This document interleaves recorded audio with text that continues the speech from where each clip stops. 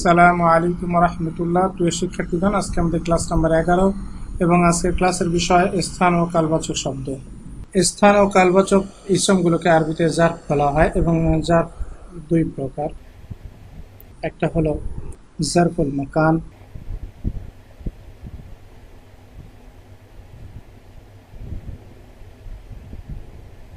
বা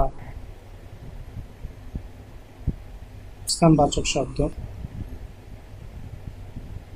এবং অন্যটি হলো জারফুল জামান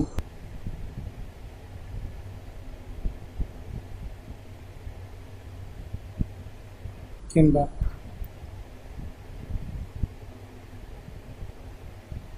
কালবাচক শব্দ। বন্ধুরা, আসলে আমরা প্রথমেই জারফুল মাকান এবং জারফুল জামানের কিছু উদাহরণ দেখি। জারফুল মাকান বা স্থানবাচক শব্দের উদাহরণগুলির মধ্যে রয়েছে যেমন আমামা অর্থাৎ সামনে, খলফা অর্থাৎ পিছনে, ইয়ামিনা অর্থাৎ ডানে, ইয়াসারা অর্থাৎ বামে, ফাওকা উপরে, তাহতা নিচে, ইংদা কাছে, বাইনা মধ্যে, ওরা পেছনে, কুরবা নিকটে, বাঈদা দূরে, শামালা অর্থাৎ উত্তরে, জুনুবা দক্ষিণে, শারকা পূর্বে এবং গরিবা পশ্চিমে ইত্যাদি। অপরদিকে স্থানবাচক শব্দগুলোর মধ্যে রয়েছে বাদা অর্থাৎ পরে, কবলা পূর্বে, আল আনা এখন, আমসি গতকাল, গদান আগামীকাল, আল ইয়াউমা আজ, সবাহান সকালে, মাসাআন বিকালে, জুহরান দুপুরে, লাইলান রাতে, ফাওরা তাড়াতাড়ি, সাবিকা ইতোমধ্যে, গলিবান প্রায়, আহইয়ানান মাঝে মাঝে, ইয়াউমিয়ান প্রতিদিন এবং কারিবান শীঘ্রই ইত্যাদি। জারফগুলো সাধারণভাবে মানসুব, যেমন আমরা ইতিমধ্যে কিছু দেখলাম। তবে এর কিছু রয়েছে আবার মাবনি, যেমন আইনা অর্থাৎ কোথায়, হাইসু অর্থাৎ যেখানে, মাতা অর্থাৎ কখন এবং আমসি গতকাল। যেমন আমরা এখানে দেখি যে মিন আইনা অর্থাৎ কোথা থেকে। এখানে বন্ধুরা আমরা দেখি যে মিন হারজার পরেও আইনার শব্দটি তার শেষে জবর নিয়েছে, যেহেতু সেটা মাবনি, তার রূপ চেঞ্জ হয়নি। কিন্তু আমরা যদি এভাবে বলতাম যে মিন তাহতি অর্থাৎ নিচ থেকে,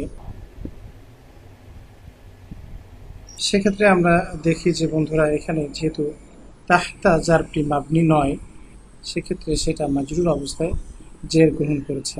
একইভাবে বলা যায় মিন হাইসু অর্থাৎ যেখান থেকে।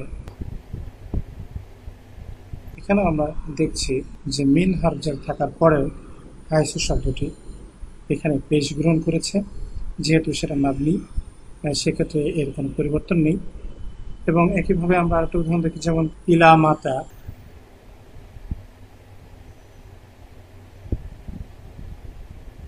অর্থাৎ কখন পর্যন্ত।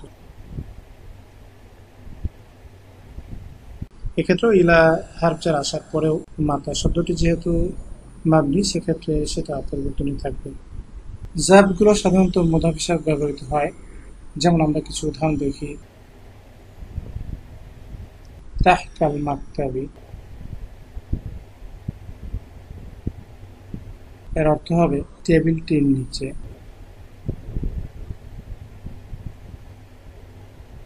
যেহেতু তাহতা শব্দটি এখানে আমরা এটাকে মুদাফ বলছি, সেক্ষেত্রে আল মাকতাবি মুদাফুলাই হবে এবং মুদাফুলাই হওয়ার অর্থই হলো তার শেষ বর্ণে জের গ্রহণ করবে।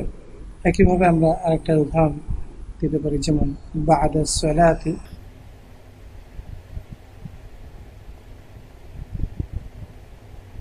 অর্থাৎ সালাতের পরে।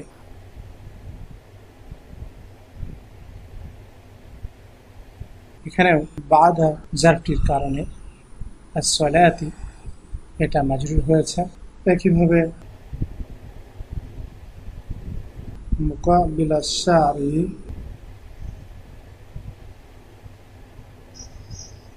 অর্থাৎ রাস্তার বিপরীতে,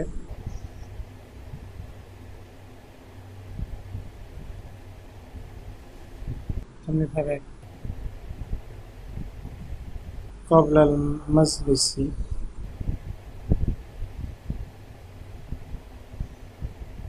অর্থাৎ সভার পূর্বে। বন্ধুরা, আমরা দেখছি যে জারগুলো মুদাফ হিসাবে ব্যবহৃত হয়েছে, যে কারণে তার পরবর্তী শব্দগুলো মুদাফ ইলাহি হিসাবে মাজরুর হয়েছে। জুমলা ইসমিয়া কিংবা নাম প্রধান বাক্যগুলোতে যার খবর হিসাবে আসে, যেমন আমরা একটা বাক্য দেখি, আল বিরু আমামা শাজারতি,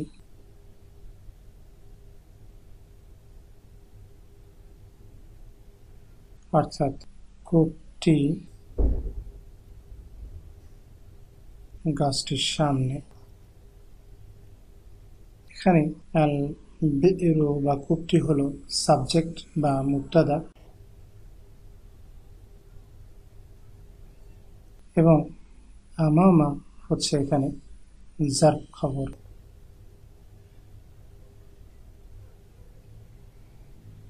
এবং শাজারতি এটা হচ্ছে মুদাফ ইলাই।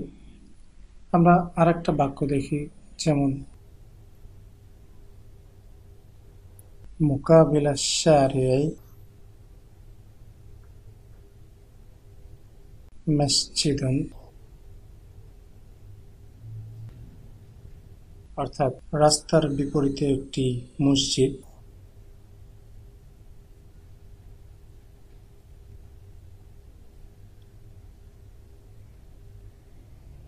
এখানে বন্ধুরা মুকাবিলা এটা হচ্ছে যার খবর এবং শারি'i এটা হচ্ছে মুদাফ ইলাই, যেহেতু যার মুকাবিলাকে মুদাফ বলা যায়, এবং মসজিদুন হচ্ছে এখানে মুবতাদা, এবং যেহেতু এটা যার খবরের পরে এসছে সেক্ষেত্রে এটা অনির্দিষ্ট হয়েছে।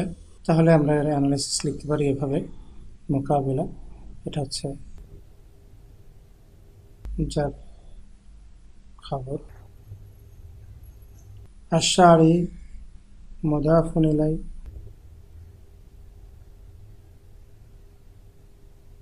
এবং মসজিদুন এটা হচ্ছে মুবতাদা। আমরা যার খবর সম্বলিত আরো কিছু বাক্যের উদাহরণ দেখি, যেমন প্রথম বাক্যটি নদীটি স্কুলের দক্ষিণে, তাহলে কি হবে? নদীটির আরবি হলো আন-নাহরু জানুব আল মাদ্রাসাতি,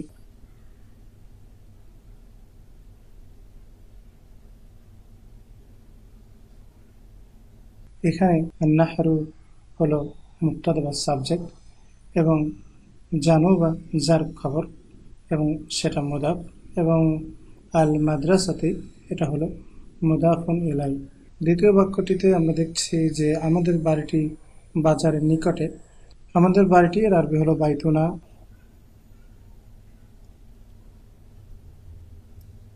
বাজারের নিকটে এটা হলো কুরবাস সুকি।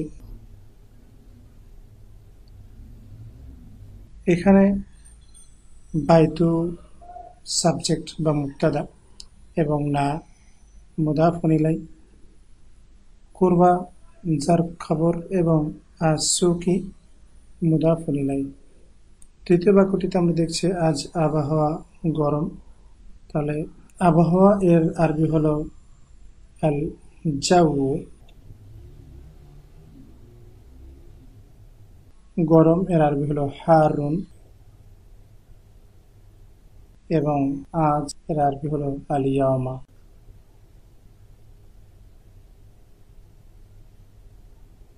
বাক্যটিতে আল জাউ হচ্ছে মুবতাদা এবং হারুন আল খবর, আল মুফরাদ বা সিঙ্গুলার খবর, এবং আল ইয়াউমা এটা এখানে জার্ফ, কিন্তু এটা খবর এক্সটেনশন, আমরা এটাকে খবর বলবো না, এখানে খবর হারবেন। এবং চতুর্থ বাক্যটিতে আমরা দেখছি জ্ঞান কথা এবং কাজের পূর্বে। তাহলে জ্ঞান এর আরবি হচ্ছে আল ইলমু,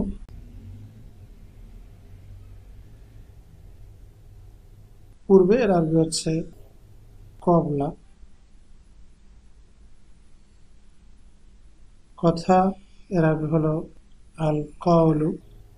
তাহলে যেহেতু কবলা জার, সেক্ষেত্রে আল কওলু মাজরুর হবে, তাহলে আল ইলমু কবলা আল কওলি। এবং আরবি হচ্ছে ওয়া, এবং কাজ এর আরবি হচ্ছে আমাল, তার মানে ওয়াল আমালি। বন্ধুরা, এখানে আল ইলমু এটা হচ্ছে মুবতাদা বা সাবজেক্ট, কবলা হচ্ছে যার খবর, এবং আল কওলি মুদাফুন ইলাই, ওয়াও এটা একটা কনজাংশন বা আরবিতে বলা হয় হারফু আতফিন, এবং আমালি এটাকে বলা হয় মাতুফুন আলা, এবং মাতুফুন আলা কওলি অর্থাৎ এর গ্রামাটিক্যাল পজিশন কওলির মতোই, সংযোগ অব্যয় দ্বারা যেগুলো যুক্ত হয় সেগুলোকে আমরা বলবো মাতুফুন আলা, এবং এই সম্পর্কে আমরা পরে বিস্তৃত দেখবো ইনশাআল্লাহ। তাহলে আসুন বন্ধুরা, এরপর যে আমরা কিছু কোরআনের উদাহরণ দেখি। যেমন প্রথম বাক্যটিতে আমরা দেখছি বাল আহইয়াউন ইনদা রাব্বিহিম, বরং তারা তাদের রবের কাছে জীবিত।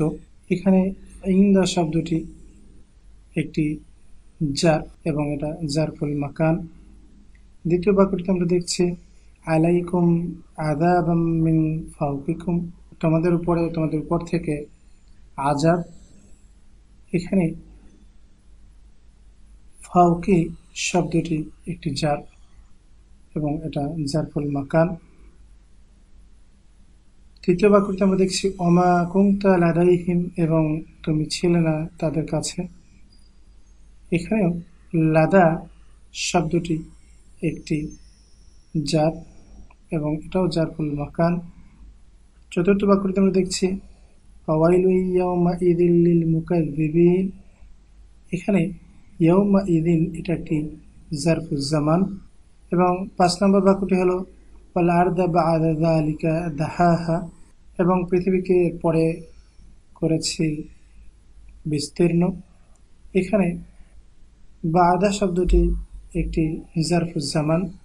এবং ষষ্ঠ বাক্যটিতে আমরা দেখি ইয ইউবাইউনাকা তাহতা আশ-শাজারাতি, এবং স্মরণ করো যখন তারা তোমাকে আনুগত্যের বায়াত করেছে গাছের নিচে। এখানে আমরা দেখছি যে তাহতা, এবং তাহতা একটি জারফুল মাকান, এবং এর পরবর্তী আশ-শাজারাতি মুদাফ ইলাইহি হিসাবে মাজরুর হয়েছে। সপ্তম বাক্যটিতে আমরা দেখছি আল্লাহু মিন ওয়ারাইহিম মুহিত, এবং আল্লাহ তাদের চারদিক থেকে ঘিরে রয়েছেন। এখানে ওয়ারা শব্দটি একটি জারফ।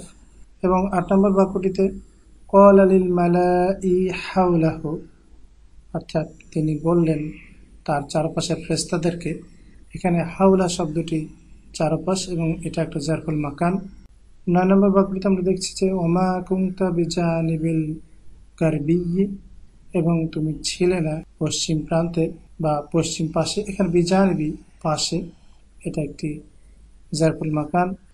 তাহলে বন্ধুরা, আজকে এই পর্যন্তই। পরবর্তী ক্লাসের আমন্ত্রণ শেষ করছি। আসসালামু আলাইকুম ওয়া রাহমাতুল্লাহি ওয়া বারাকাতুহু।